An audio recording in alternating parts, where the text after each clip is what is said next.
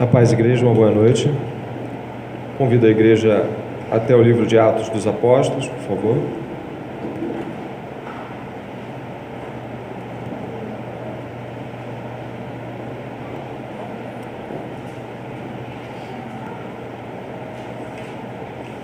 Capítulo 2.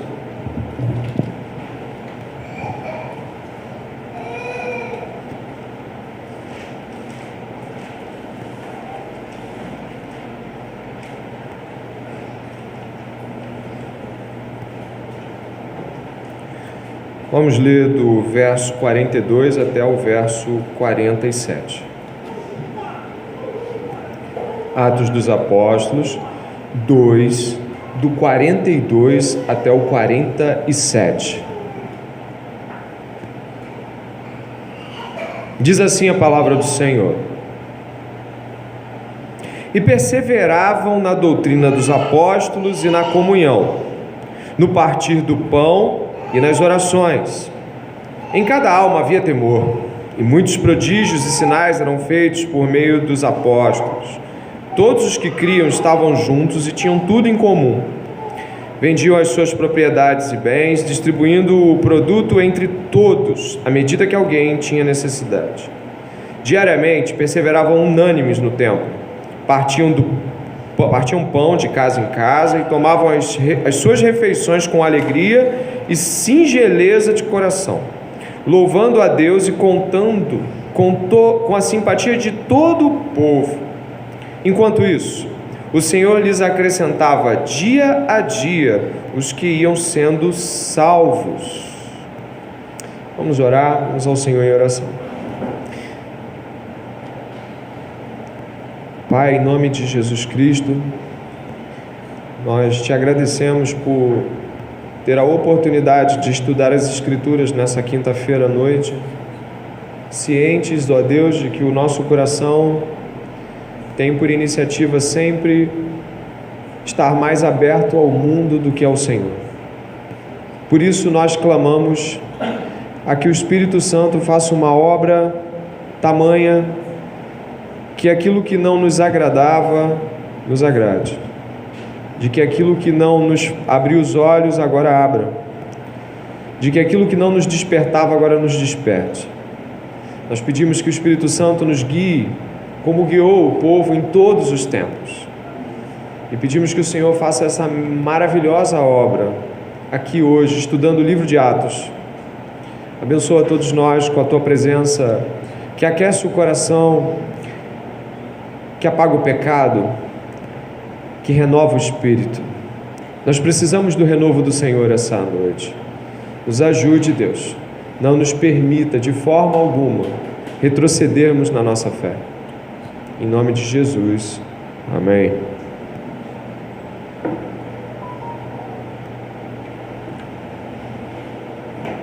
Boa noite mais uma vez. Existe um nome, um conceito que é muito usado, ou praticamente absolutamente usado, quando se trata da igreja cristã, que vai do ano 30 e poucos, desde seu surgimento, até 150, 200, 250.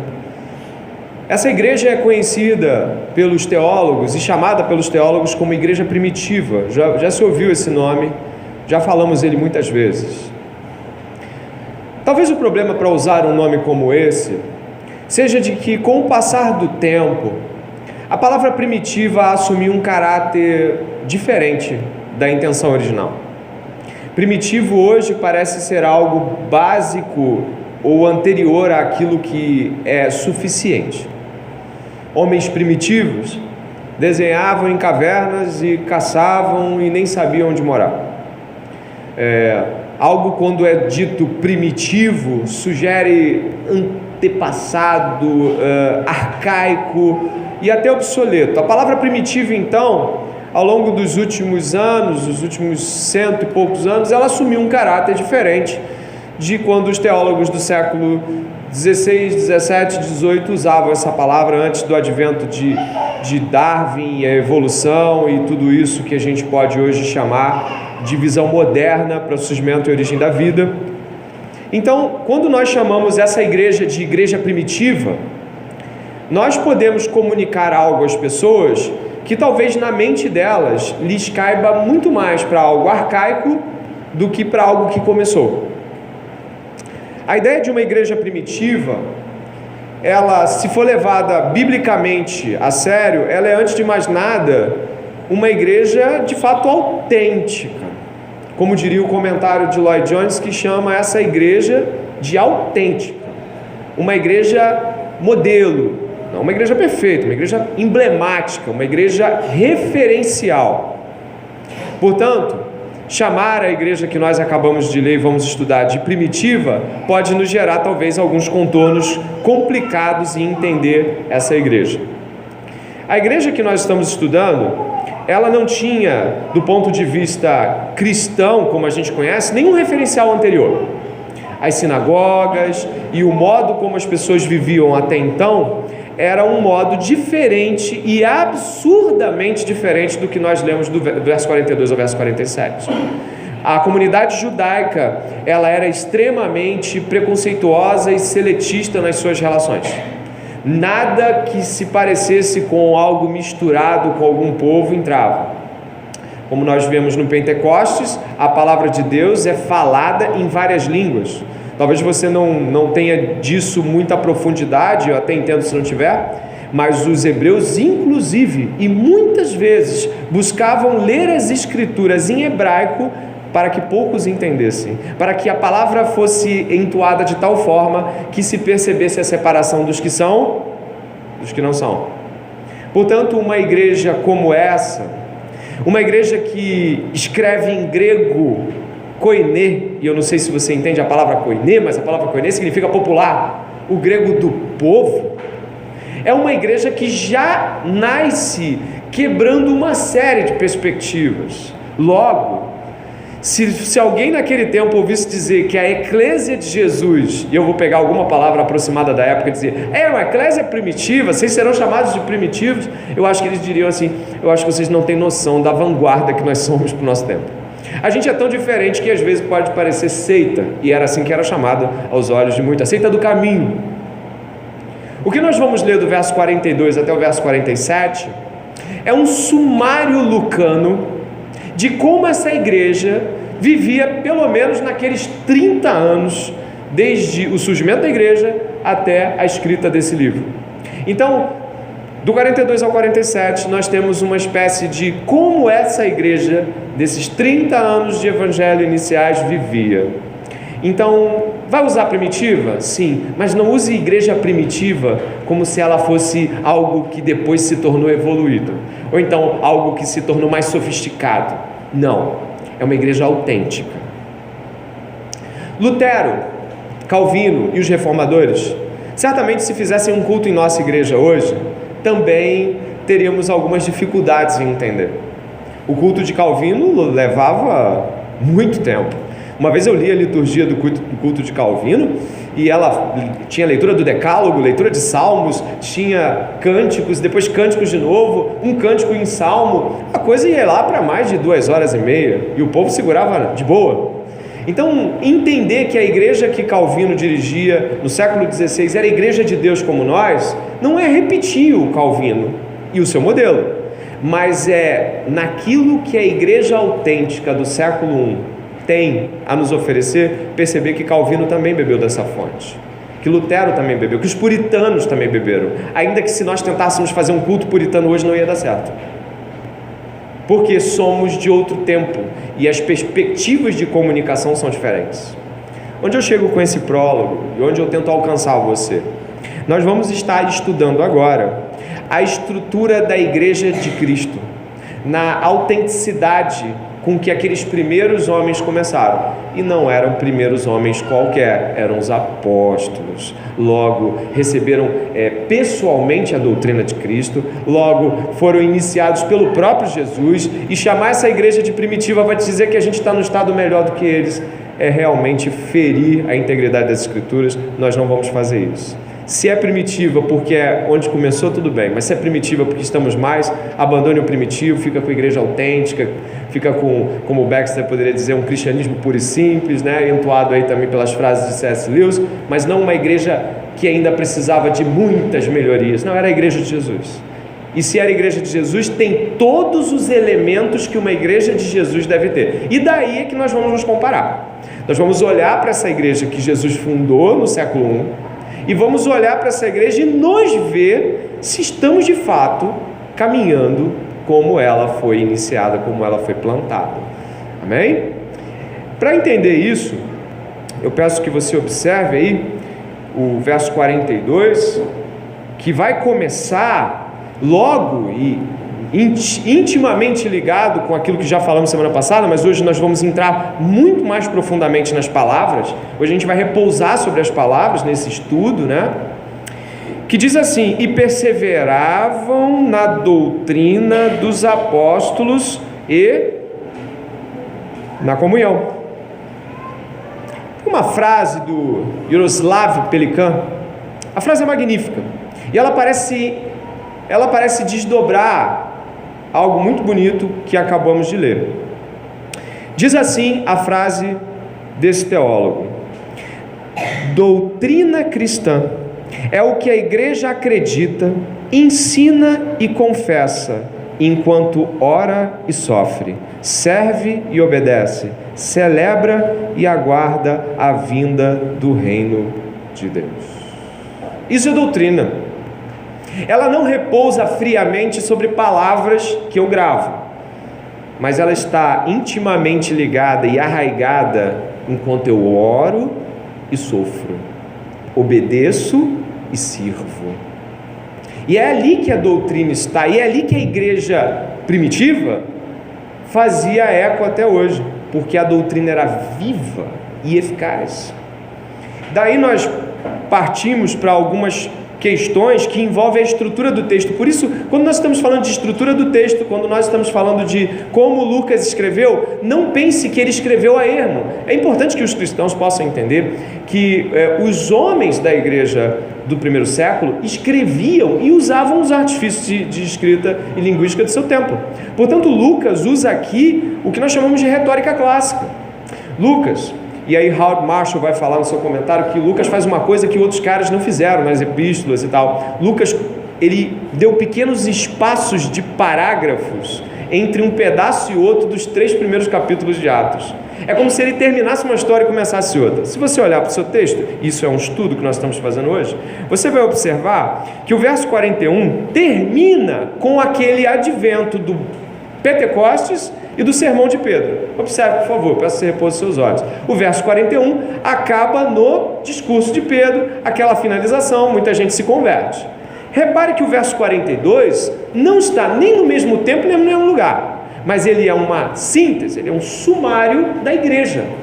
Como viviam os primeiros cristãos é o título de algumas bíblias. Então, o que nós vamos ver no verso 42 não é depois de uma semana, nem depois de 2 semanas, mas é um resumo dos 30 anos de igreja. Quando Lucas escreve, ele para no 41 contando um evento histórico e segue por 42 fazendo uma análise geral. Portanto, o 42, embora seja fato histórico, seja aconteceu de fato, é um resumo. E a gente vai ler como Lucas pretende nos colocar isso. Lucas usa uma perspectiva que nós chamamos de retórica clássica, mas ele corta uma parte da retórica clássica. O que é retórica? É um modo com o qual a gente coloca as palavras e desenvolve um texto de forma a se tornar comunicável e persuasivo. Então, quando eu estou usando retórica, não necessariamente eu estou fazendo perguntas que mexem com a sua cabeça, mas toda uma construção de texto. Como é que Lucas orienta a sua construção de texto? Como o mundo antigo orienta a sua construção de texto. Ele amarra o começo com aquilo que é mais enfaticamente necessário, mais relevante, né? E no final, que é chamado peroratio, né? A gente não vai usar muitas palavras difíceis não, uma ou outra. O peroratio é onde ele fecha a porta para que nada do que ele disse no meio escape. Ele então vai pegar o verso 42 e o verso 47 e amarrar os dois para fazer uma espécie de pensamento onde tudo que aconteça no meio bata e volta de uma ponta a outra. A gente vê isso, por exemplo, nos 10 mandamentos. Você que já leu os 10 mandamentos, o primeiro é: não terás outros deuses diante de mim, certo? E o último mandamento: não cobiçarás. John Piper gosta de brincar com isso e narrar que esse fato é mais ou menos: você não deve ter outros deuses e no final não deve ter nada além do que Deus te deu. É como se o primeiro mandamento, que é não terás outros deuses além de mim, terminasse em não terás nada além de mim. Então cobiçar é querer além daquilo que Deus te deu. É um modo de traduzir uma perspectiva do seu tempo. Então como é que era o homem da antiguidade? Ele enfatizava logo no primeiro momento aquilo que ele queria despertar de maior atenção. Ele tentava tornar relevante o seu discurso. Lucas faz isso com tudo que veio antes do verso 42. Sabe o que veio antes do verso 42? O exórdio, ou seja, a abertura de Lucas é a narrativa da ascensão, a narrativa do Pentecostes, e aí ele faz algo, eu gostaria que você pudesse observar, que é chamado narração, em latim é narratio. Ele faz assim, e perseveraram na doutrina dos... Ele começa a enumerar um por um e depois ele desenvolve a argumentação. Olha que legal. Ele vai falar assim, e perseveraram na doutrina dos apóstolos na comunhão, no partir do pão e nas orações. Aí repare que doutrina, comunhão vão se desdobrar em como eles perseveravam na doutrina e comunhão. Aí vai dizendo, em cada alma havia temor, muitos prodígios e sinais eram feitos por meio dos apóstolos, todos os que criam estavam juntos e tinham tudo em comum, vendiam as suas propriedades e bens, distribuindo o produto entre todos, à medida que alguém tinha necessidade. Diariamente perseveraram unânimes no templo. Não sei se você repara, mas isso está concadenado com doutrina e comunhão. E aí ele vai dizendo tudo de novo, só que de uma maneira um pouco mais detalhada. Mas ele amarra em verso 42, verso 47. O verso 42 diz assim: perseveraram na doutrina dos apóstolos, na comunhão. E o verso 47, como Howard Marshall cita nessa amarração que ele faz, louvando a Deus, dê uma olhada, e contando com a simpatia de todo o povo. Olha o final agora. Enquanto isso, o Senhor lhes acrescentava dia a dia os que iam sendo salvos. Doutrina, e no final um Deus que salva. E no meio, todo o desenvolvimento dessa doutrina e desse Deus que salva, porque no final das contas, mesmo que a igreja funcione muito bem, quem salva é Deus. Essa perspectiva de Lucas nos faz entender que doutrina, como ele quer enfatizar, é algo muito importante para a igreja. A doutrina, como a gente leu aqui, eu vou ler a frase de novo para quem ouviu, mas ouviu um pouquinho só. Doutrina cristã é o que a igreja acredita, ensina e confessa. Vou repetir: acredita, ensina e confessa. De que modo ela faz isso? Enquanto ela ora e sofre, serve e obedece, celebra e aguarda a vinda do nosso Senhor. Olha que maravilhoso. A igreja não professa a doutrina parada nela, mas ela professa enquanto sofre, enquanto ora. Ela confessa enquanto geme diante das dores desse tempo. A igreja, pujante igreja de Cristo, ela está confessante, como poderia dizer Dietrich Bonhoeffer, que plantou uma igreja em meio ao caos nazista. A igreja confessante, é uma igreja para confessar que Jesus e não Hitler era o Senhor. E como essa igreja confessou? Como a igreja de Dietrich Bonhoeffer confessou em 1942, 43, 44? Como? No meio do sofrimento. Esse é o pano de fundo da doutrina cristã. O sofrimento, a dor, as orações repletas de doutrina. Não é algo frio, é algo vivo.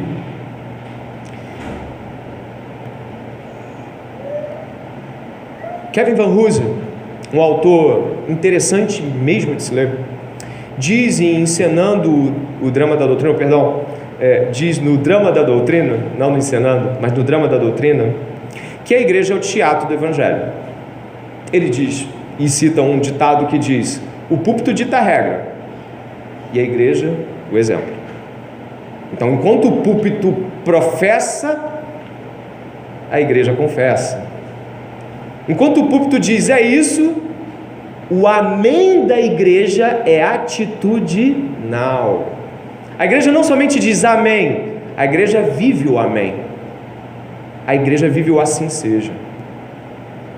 E a igreja não é só Cristo em nós, mas por ser uma igreja confessante, sofredora, batalhadora, é nós em Cristo.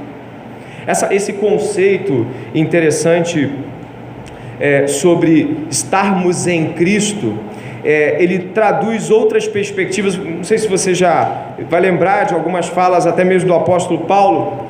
Ele vai dizer assim: já não sou eu quem vivo, mas Cristo vive em mim.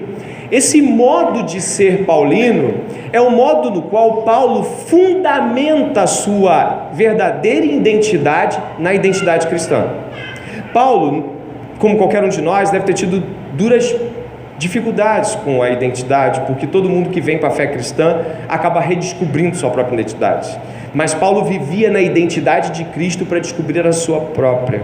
Ele vivia o palco de Cristo para viver seu próprio drama. A igreja chamada para a doutrina, ela é uma igreja que entende que aquilo que Deus ensinou em Cristo deve ser vivido e não apenas confessado com os lábios.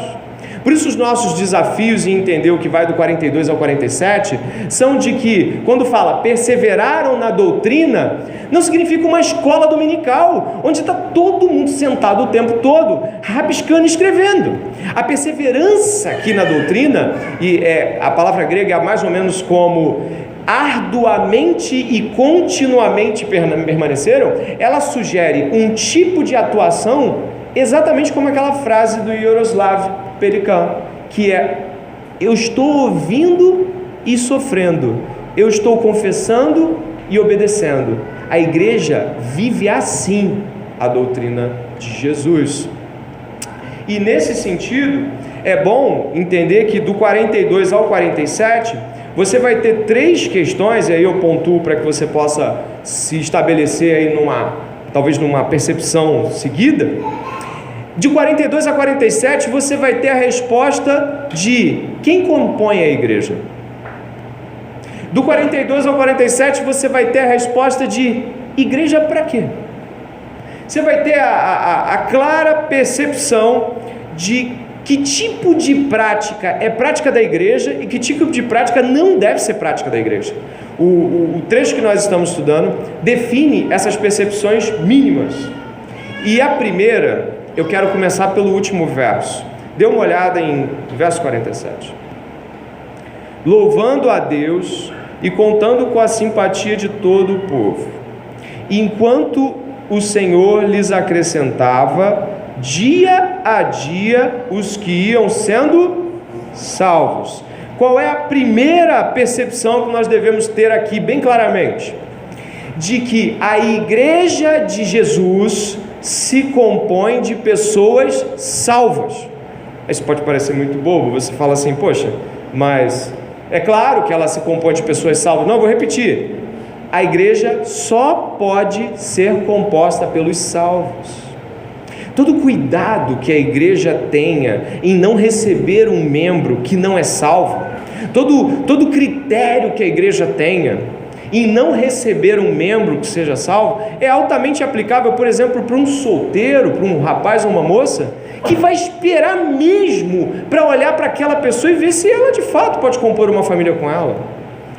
Ser salvo para a igreja primitiva, como nós usamos o termo, é essencial. Embora todo o desenvolvimento da igreja aqui se desenhe em cima de oração, comunhão e perseverança na doutrina, no fim das contas, embora a igreja plante, embora a igreja regue, a gente vê no verso 47 que é Deus quem dá o crescimento. É perceptível que essa igreja, e é interessante porque a palavra é dia após dia, o texto no grego está todo dia, Deus acrescentava pessoas a esta igreja.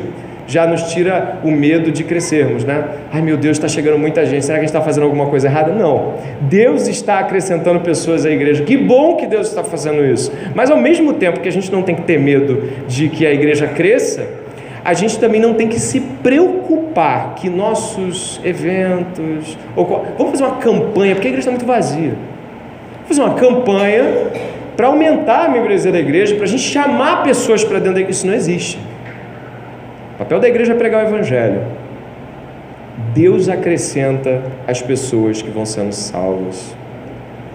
É muito importante que nós possamos, como igreja, não nos deixar sensibilizar por perspectivas que as pessoas possam ter sobre como nós, e eu falo para a igreja local mesmo, devemos nos comportar ante ao desejo de outros comporem o nosso corpo. Se nós realmente temos compromisso com a igreja de Jesus, nós temos compromisso com o critério de que cada pessoa que venha para a igreja local deva ser avaliada e percebida como alguém salvo. Qualquer tipo de pressa, qualquer tipo de embaraço, poxa, desculpa que está demorando muito. Se o irmão e a irmã olham para alguém e não têm certeza da salvação, não há nenhuma obrigação de que essa pessoa acompanhe a igreja de Jesus. Pressão social, pressão de outras igrejas, poxa, vocês lá demoram em assumir membros, não importa. A igreja de Jesus é a igreja dos salvos. Se eu olhei para a tua vida e como cristão, eu não consegui ver fruto, eu não posso, só porque você está há 2 anos e meio sentado aqui, sem fruto nenhum, fazê-lo entrar nessa igreja como membro. Isso tira de nós um peso de pressão social muito grande, porque muitas vezes nós queremos agradar pessoas, nós queremos fazer com que elas se sintam menos piores porque estão há muito tempo. Eu falo com bastante carinho daqueles que nos visitam, porque essa é palavra de Deus, não é palavra de homem, do ponto de vista humano, de como nós devemos ou não receber pessoas. Mas se a Bíblia nos alerta de que pelo fruto conheceremos a árvore, e nós não vemos fruto, igreja, tenha certeza, onde quer que você esteja, você que é visitante ou vá compor algum outro corpo local, não admita que qualquer pastor coloque para dentro pessoas que não dão fruto, pessoas que não se parecem com Cristo. A igreja é composta por gente salva. Amém? E essa compreensão precisa se desdobrar também naquilo que se relaciona com as coisas da própria igreja. E aí eu citei a questão do casamento. Às vezes é uma pressão muito grande que as pessoas se casem, tem que se casar, é um desespero muito grande, parece que ser solteiro é uma praga. E é como se fosse até uma coisa ruim, todo mundo fica em cima. Olha, ser casado é muito bom, eu sou casado, aconselho que se casem. Se o Senhor separar alguém para o celibato, isso é muito raro, é muito pequeno o número de celibatários, então não fique tentando forçar coisas como essa, mas em nome de Jesus, ore a Deus para que Deus abra os teus olhos e veja alguém salvo para que se case com você. Se o próprio Senhor traz esse critério para a sua família, eu espero que você não faça um critério menor do que o nosso Senhor. Amém? Então, se por um lado, aí a gente olhou aí no verso 47, nós entendemos que essa igreja é uma igreja acrescentada por quem? Pelo Senhor Jesus. Quem acrescenta salvos à igreja? E se a gente fizer uma campanha? Não, vai convencer Deus de que Ele precisa trazer mais gente para a nossa igreja? A gente faz uma campanha dos afastados. Já viu isso? Campanha dos que, sei lá, quase foram cristãos. Não, tem um que quase foi. Campanha. Uma vez eu vi uma campanha, desculpa aqui a espontaneidade, eu vi uma campanha de gente que tinha sido magoada pela igreja. E aí a igreja fez uma espécie de campanha para dizer, se a igreja de magoou, nós queremos pedir perdão. E aí tinha um baita, todo mundo abraçava a pessoa na entrada do culto, ela abraçava a pessoa, olha, perdão se alguma igreja te magoou. É um desespero, é uma tática, é uma metodologia. Mas quem acrescenta pessoas à igreja é o Senhor Jesus, isso nos traz paz. Basta a igreja ser igreja, fazer papel de igreja. Amém? Então, se nesse momento nós estamos observando aqui que a igreja de Jesus é composta por salvos, num segundo momento eu queria realmente voltar para o verso 42, que diz, perseveraram na doutrina dos apóstolos e na comunhão. Dizem os teólogos que mais de 90% dos atos de Jesus durante os seus 3 anos, ou um pouco mais de 3 anos de ministério, foram atos de ensino. Vou repetir, mais de 90% de tudo que Jesus fez em termos de prática tinha relação direta com o ensino. e ensinar as pessoas sobre o reino de Deus. No capítulo 6 do livro de Atos, o apóstolo Pedro, muito preocupado de que o ensino fosse abalado pelas necessidades materiais da igreja, propõe, guiado pelo Espírito Santo, que surjam diáconos. E a fala dele, eu acho que todo mundo que já leu Atos dos Apóstolos lembra, de que a preocupação que ele tem é de que, ao servir as mesas, o ensino seja depreciado. Em nenhum momento ele está dizendo que servir as mesas, servir materialmente, é algo ruim, mas ele está preocupado com aquilo que de fato dá o formato da igreja, aquilo que define a caminhada da igreja, e é o ensino. Se você tem dificuldade de compreender teologia e doutrina cristã como algo que você precisa cultivar, é porque você não está, talvez, com os olhos precisamente conectados com o que os apóstolos viam. Eles viam que quem vai adiante doutrinariamente vai e consegue amadurecer, vai e consegue entender. Eu peço que você possa olhar aqui no verso 42 e a gente vai caminhar um pouquinho mais. E perseveraram na doutrina dos apóstolos e na comunhão, no partir do pão e nas orações. Em cada alma havia temor, e muitos prodígios e sinais eram feitos por meio dos apóstolos.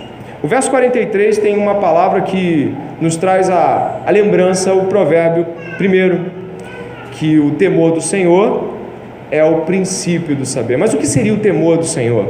Que tipo de coisa é uma igreja que tem temor do Senhor? Dentre tantas frases que eu encontrei sobre o temor do Senhor, uma me chamou a atenção pela simplicidade e pelo modo como ela me alcançou. O temor do Senhor é agir em todos os casos como na presença dEle. Temer a Deus é estar sensivelmente e conscientemente colocado como diante de Deus. Imagine Deus aqui, de forma visual, precisamente olhando para você. Como seria a sua reação? Temer a Deus é escolher, agir, pensar como, e eu posso garantir, Deus está aqui nesse lugar, Deus está sempre conosco, Ele prometeu, Jesus Cristo falou que estaria conosco todos os dias. Então, agir com temor é agir como na presença de Deus, é agir na consciência de que Deus está diante de nós.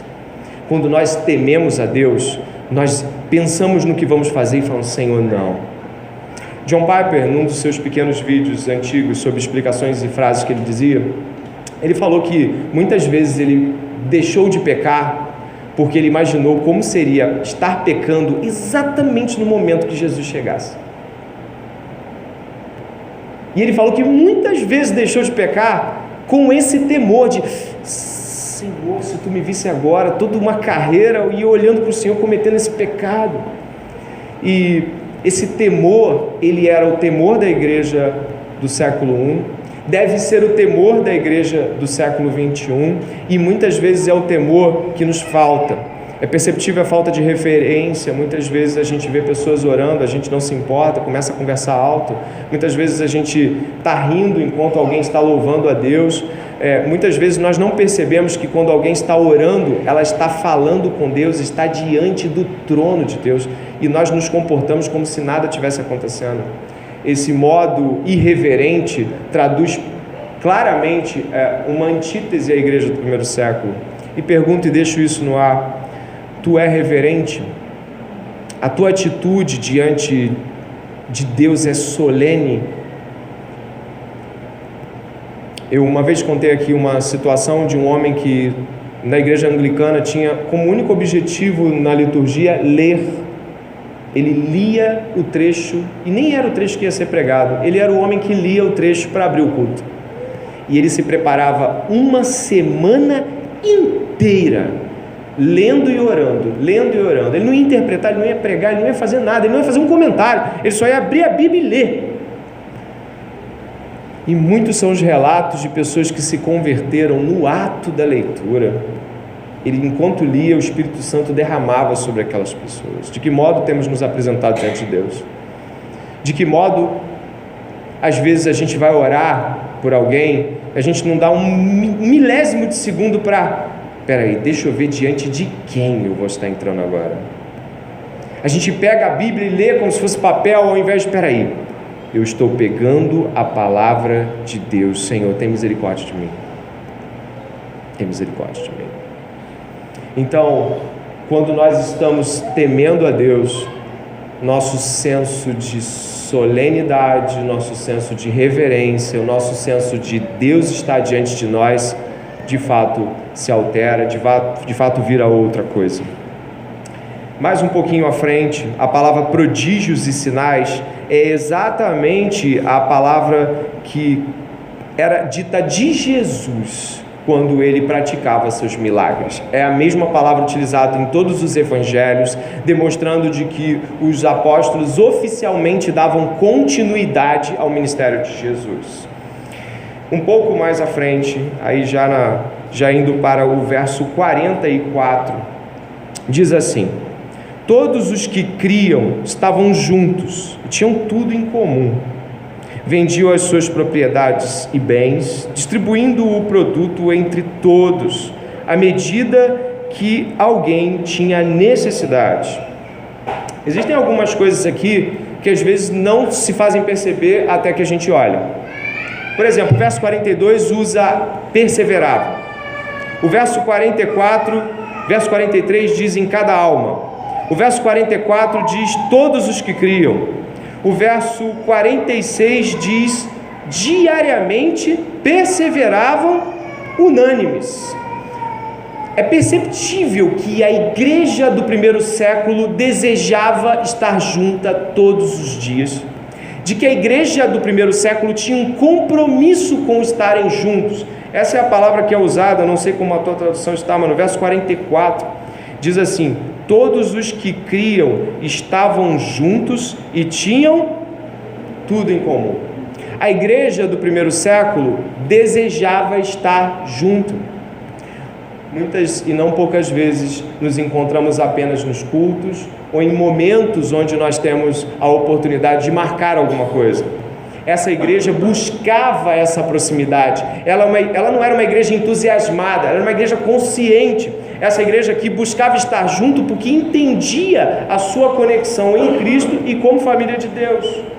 Estava junto todos os dias. E aí você vai ver que enquanto isso, verso 47 traduz muito bem isso, enquanto isso o Senhor lhes acrescentava dia a dia os que iam sendo salvos. Se eu tivesse que dar uma palavra para essa igreja, era uma igreja intensa. Ela não era uma igreja vaga ou às vezes, ela era igreja todos os dias. O partir do pão, se você observar o partir do pão, aqui é a ceia do Senhor, não é partir do pão de comida qualquer. Tanto é que você vai ver que em seguida tem refeições e tomavam suas refeições com alegria. Esse partir do pão aqui era a ceia do Senhor. Imagine tomar a ceia todo dia. Uma vez uma pessoa disse para mim assim: puxa vida, e eu até acenei com a cabeça positivamente. A pessoa falou assim: puxa vida, tem igrejas que tomam a ceia todo domingo. E tem mesmo, tem igrejas que tomam a ceia todo domingo. E eu falei assim: pô, será que a pessoa não enjoa, né? Ou então ela não banaliza o ato, vamos tomar a ceia, né? Alguma coisa um pouco mais... E eu fiquei pensando, depois que eu li esse texto aqui, e eu li que essa igreja tomava o partir do pão todos os dias, diariamente eles partiam o pão, eu me lembrei das palavras da ceia, de que nós tomamos o pão, que é o corpo, bebemos o cálice e anunciamos a morte do Senhor até que Ele venha. Era uma igreja que vivia ansiosa pelo retorno de Jesus, desejosa pelo retorno de Jesus Cristo. Ela vivia o escatom, ela vivia os últimos tempos, ela vivia de fato a sensação iminente de que Cristo poderia voltar. A gente vê isso em Tessalonicenses. Em algumas ceias nós temos uma sensação de: poxa Senhor, Tu podia voltar aqui agora, isso aqui está muito bom. Essa igreja procurava ceiar sempre. Vai que num dia o Senhor volta, vai que Ele chega e toma a gente aqui no meio da ceia.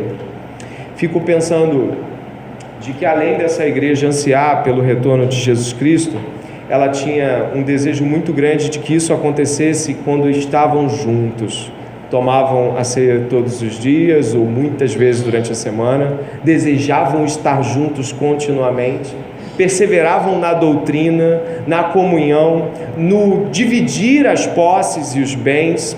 A intensidade dessa igreja contrasta muitas vezes com a nossa frieza e distância pessoal, com o modo como muitas vezes nós medimos e restringimos a nossa entrega à igreja.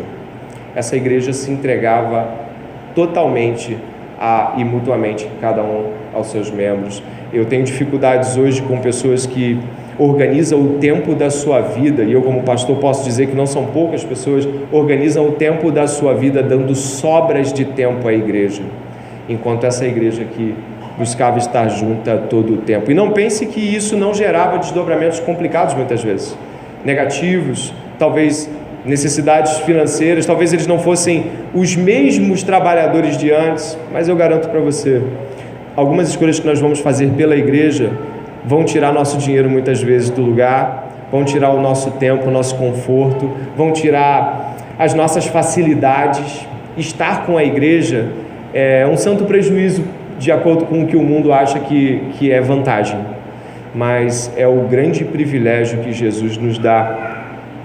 Em uma das últimas frases aqui, eu gostaria que você pudesse pensar que essa igreja, ela celebrava o corpo de Cristo sendo o corpo de Cristo. Ela não somente celebrava conceitualmente o corpo de Cristo, mas ela celebrava o corpo de Cristo vivendo o corpo de Cristo. Doutrina, oração, comunhão e satisfação em estar juntos. Eu gostaria que essa fosse a nossa bandeira hoje aqui. Eu tenho certeza de que muita gente tem sido renovada em Cristo. Tenho certeza que Deus tem falado conosco na igreja local. Tenho certeza que Deus tem nos dado graça. Mas ao olhar para essa igreja, eu almejo que muitas das coisas que Deus fez por ela, Deus também faça em nós. E não era perfeito. Eles oravam no templo todos os dias. E sabe, quando você vai ao templo, você deve oferecer um sacrifício e um incenso. Isso é básico para qualquer judeu. Significa que a perspectiva deles quanto à expiação e à justificação ainda não estava totalmente clara. O templo ainda era um lugar que eu oferecia um sacrifício e eu oferecia uma oração. Eles talvez ainda não tivessem a claridade teológica de que o sacrifício já tinha sido totalmente substituído, como a gente vê o livro de Hebreus nos mostrar. E também de que o templo, o corpo de Jesus, já tinha tornado aquele templo completamente obsoleto. Talvez eles não tivessem toda a claridade teológica da expiação e da justificação, como nós também não temos todas as respostas ou não sabemos todas as coisas. Mas a graça de Deus pode nos tornar uma igreja viva, pujante, alegre e que quer estar junta como essa igreja também. E essa é a minha oração hoje, que nós possamos nos inspirar na igreja autêntica, na igreja do Senhor Jesus, a igreja que Jesus plantou há 2000 anos atrás. Te convido a orar comigo agora.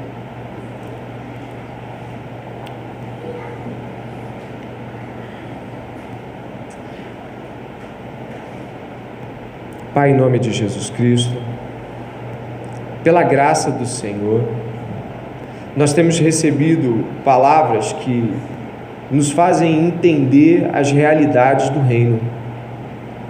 Porém, Pai, Satanás nos tenta roubar muitas vezes o ânimo, a força, usando todo tipo de artimanhas e nos tentando fazer pensar que a igreja de Jesus não deve ser a nossa prioridade. Muitas vezes, Senhor, as agruras da vida, a necessidade que nós temos de trazer respostas ao nosso coração aflito, turvam o nosso entendimento de que somos igreja, de que somos corpo de Jesus, de que isso é a coisa mais importante do mundo, de que não deveríamos nunca ceder, jamais, qualquer tempo, em poder viver com os irmãos, na comunhão dos irmãos. Ah, Senhor, que nessa noite, cada um que ouviu a alegria dos irmãos dessa igreja do primeiro século em estar junto, possa recuperar a alegria de estar juntos aqui hoje. Que cada um que viu o quanto Jesus salvava pessoas diariamente, possa também olhar para a igreja local e falar: Senhor, continua, por favor, essa grande obra, eu quero ver gente salva na minha igreja, Senhor. Não é pelo que eu faço. Senhor, nos ajuda a perceber que não devemos, de fato, arredar o pé de qualquer tentativa de tornar a igreja aceitável às pessoas. Senhor, é o Senhor que acrescenta a salvação à igreja. É o Senhor quem dá à igreja o corpo que o Senhor quer, os membros que o Senhor traz. Não nos permita nunca escolhermos pessoas segundo o nosso olhar. O Senhor não vê como vê o homem. Que nessa noite, Pai, nenhum de nós envolvidos nas nossas igrejas locais desanime, mas pelo contrário, possa haver a alegria dessa igreja de dizer: Senhor, eu também quero ser igreja assim, todo dia, todos juntos, tudo é de todos. Senhor, se há algum impedimento em algum irmão ou alguma irmã essa noite, para estar vivendo a plenitude de Deus para a igreja, de estar vivendo igreja com todo o seu coração, eu peço ao Senhor que fale com esse irmão, fale com essa irmã, que de alguma forma pode estar retendo tempo, dinheiro e vida. Perdoa-nos, Senhor, porque muitas vezes nós retemos tudo isso juntos, com a desculpa de não termos tempo, dinheiro, nós colocamos sonhos à frente. Perdão, Senhor. Perdoa-nos, Senhor. Perdoa-nos, Senhor. Que os negligentes na doutrina recuem e se tornem diligentes. Que aqueles que não têm orado retrocedam e de joelhos estejam diante de Deus essa noite. Que aqueles que não têm buscado a comunhão e dado sobras de tempo aos irmãos, peçam perdão, abracem irmãos, peçam perdão a irmãos essa noite, possam olhar nos olhos e dizer: poxa, eu tenho falhado contigo, eu não tenho te amado, eu não tenho te servido. Senhor, que haja temor nos nossos corações, que estejamos nesse momento orando a Deus como na presença de Deus, não apenas mexendo os lábios, acenando com a cabeça, mas se rasgando com o coração. Que o Senhor Jesus, o dono da igreja, nos tenha misericórdia essa noite, nos abençoe essa noite, e que a doutrina da igreja hoje possa ser totalmente aceita pelos corações aqui presentes. Perdoa-nos, Senhor, porque muitas vezes nós ouvimos palavras como essa e nossa vida prática muda absolutamente nada. Que hoje não seja esse dia, e de que, se de alguma forma nós intentamos em algum dia nesse mês, semana ou ano, recuar com a igreja, recuar com o que devemos ser em Cristo, que nós, em nome de Jesus, possamos pedir perdão essa noite e nos agradar naquilo que Jesus se agrada, a igreja de Jesus. Obrigado, Pai, pelo Espírito Santo aqui, em nome de Jesus, amém. Glória a Deus. Deus abençoe cada um.